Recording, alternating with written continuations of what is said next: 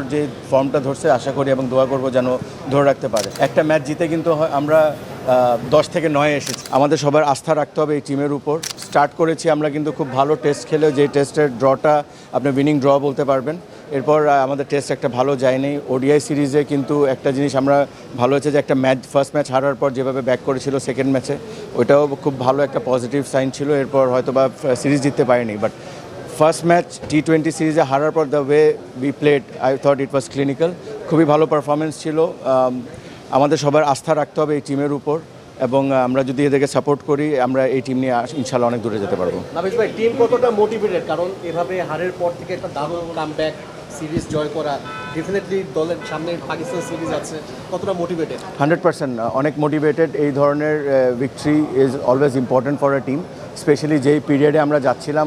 এই রেজাল্টটা বাংলাদেশের জন্য, দেশের জন্য বলেন বা প্লেয়ারদের জন্য বলেন বা বোর্ডের জন্য বলেন, it was very important leading into the series. দেখেন আমরা একদিনের মাথায় আবার কিন্তু নতুন সিরিজে ঢুকবো। সো ওইভাবে আলাপ আলোচনা হয়েছে আমাদের যে আমাদের খেলা কিন্তু শেষ হয়নি। ইটস নট দ্যাট যে আমরা বাসায় ফিরে গেছি, জাস্ট আজকের দিনটা একটু হয়তো বা রেস্ট নেবে, কালকে থেকে যে যার কাজে আবার নেমে যাবে।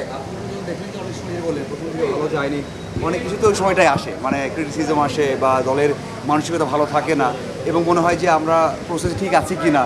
ওই সময়টা আপনাদের কোচিং স্টাফ এবং আপনারা কতটা স্ট্রং ছিলেন এবং আপনারা কোনটা বিলিভ করতেন, যে আসলে যেটা আমরা করতে পেরেছি সেটাই বিলিভ করতেন, নাকি একটু হলেও আপনারা শিখিয়েছিলেন? না, আমাদের কাজই তো এটা, ওদের বিলিভ রাখা, যে কোচিং স্টাফরা আছে, যে কোনো পিরিয়ডের যে কোনো টাইমের আপনি যেটা ভালো হোক খারাপ হোক, আমাদের কিন্তু ওই এক রিদম এক ব্যালেন্স রেখেই চলতে হয়, এবং ওইভাবেই কাজ করছে। আই এম রিয়েলি প্রাউড যে আমাদের ম্যানেজমেন্ট যারা ছিলেন ওভারসিজ এবং লোকাল, বিশেষ করে লোকাল অনেক ম্যানেজমেন্ট ছিলেন, অ্যানালিস্ট ছিলেন। নতুন প্রথমে ইফতি কাজ করেছে, তারপর ফিজিও নতুন বাইজিৎ ভাই আসার আগ পর্যন্ত ফিজিও কাজ করেছে। তো all this credit goes to all of them, এবং যেভাবে মেনটেন করেছে ডিউরিং দ্য টাফ পিরিয়ড। মানুষের ক্যারেক্টার আসলে শো হয় যখন পিরিয়ডটা খারাপ যায়, তো ওইটার পর থেকে বাউন্স ব্যাক করাটা which shows that we are in a right path. Nafis ভাই, একটা প্রশ্ন ভাই, শ্রীলঙ্কাতেই T20 বিশ্বকাপ, শ্রীলঙ্কা এবং ইন্ডিয়াতে শ্রীলঙ্কার মাটিতে এভাবে সিরিজ জয়, দাপুটে পারফরমেন্স এবং ব্যাটিংয়ে বোলিংয়ে অনেকেই আসলে অনেক পারফরমেন্স আমরা পেয়েছি। এটা আসলে লং টার্ম যদি আমরা এক বছর পরে চিন্তা করি, নিশ্চয়ই আপনাদেরকে একটা কনফিডেন্স দিতে হবে। Definitely, but this is not the end. মানে এখান থেকে শুরু করতে হবে। We have two B consistent as a team. আমাদের কনসিস্টেন্ট হওয়াটা হলো সবচেয়ে বড় চ্যালেঞ্জ। তো ওই হিসাবেই আমরা এগোচ্ছি। যেভাবে কথাবার্তা আমাদের ওই 30 জনের পরিবার, যেটা আমাদের ফ্যামিলি যেটা আমরা বলি, ওইটার মধ্যে যে আলাপ আলোচনা হয়, আমরা গ্র্যাজুয়ালি কীভাবে ইমপ্রুভ করতে পারবো, এভরিডে কীভাবে ইমপ্রুভ করতে পারবো, প্রত্যেকটা প্র্যাকটিস সেশন থেকে শুরু করে প্রত্যেকটা ম্যাচে। সো এইসব জিনিস নিয়ে আমরা কাজ করছি। আপনারাও দোয়া করবেন, আপনাদের সাপোর্টও is very important, so that আমরা গ্র্যাজুয়ালি একটা ভালো পর্যায়ে যেতে পারি এবং কনসিস্টেন্ট না। Well, you have witness that by yourself. মানে আমরা লাইভ দেখেছি, আপনারা টিভিতে দেখেছেন। He is a fantastic player. Not only him, there are lot of great prospects. এটা আমাদের তাদের উপর একটু বিশ্বাস রাখতে হবে, এবং we have to support them. It's very important যে এই প্লেয়ারগুলোও যেন একটু স্পটলাইট পায়। স্পটলাইট পাইলেই কিন্তু তারা নিজেকে স্পেশাল মনে করবে, এবং then we will have a superstar. Pakistan series আমরা জিততে পারবো কিনা নাফিস ভাই? হ্যাঁ, পাকিস্তান সিরিজে দল কতটা খুশি হবে?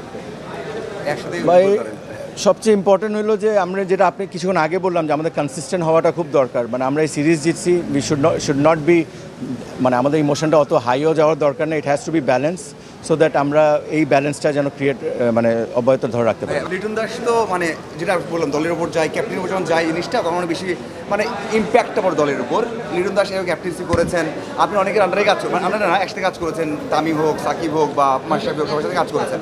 তো সময় লাগে ভাইয়া, কিন্তু লিটন যে এই কালকে বললো যে মাহাদিকে খেলানো অথবা ওখানে বোলিং চেঞ্জ, তার ব্যাটিং খুব দুর্দান্ত ব্যাট করেছে, মানে তার যে পিক ফর্মটা আমি মনে হয় যে ও ঠিক পথে আছে, মানে এবং ভালো করতে পারবে। It was not easy for him. ও যেভাবে লিডিং ইনটু দ্য সিরিজ আসছিল, ব্যাট প্যাচ একটা যাচ্ছিল, প্লাস আমরা জানি যে আমাদের ব্যাট প্যাচ গেলে, যেহেতু আমরা বাংলাদেশে সবাই খুব ইমোশনাল, তো আমরাও সোশ্যাল মিডিয়া বলেন বেশি ট্রোল করা হয়। সো ওই দিক থেকে একটা পার্সোনালিটি ওইভাবে করে ব্যাক করা প্লাস লিড করা টিমরা, ইট ওয়াজ এ ফ্যান্টাস্টিক রোল। ও নিজের ক্যারেক্টার শো করেছে, এবং ওর যে ফর্মটা ধরছে আশা করি এবং দোয়া করবো যেন ধরে রাখতে পারে। নট ইভেন দ্যাট, ইভেন আমরা ওডিআইতেও খুব ভালো শেপে ছিলাম না। একটা ম্যাচ জিতে কিন্তু আমরা 10 থেকে 9 এসেছি। So it is an also an achievement. আমার কাছে মনে হয় যে ছোটো ছোটো অ্যাচিভমেন্টগুলো যদি আমরা চেরিশ করি, দেশ হিসাবে, পত্রিকা হিসাবে, জার্নালিস্ট হিসাবে বা অ্যাজ এ টিম,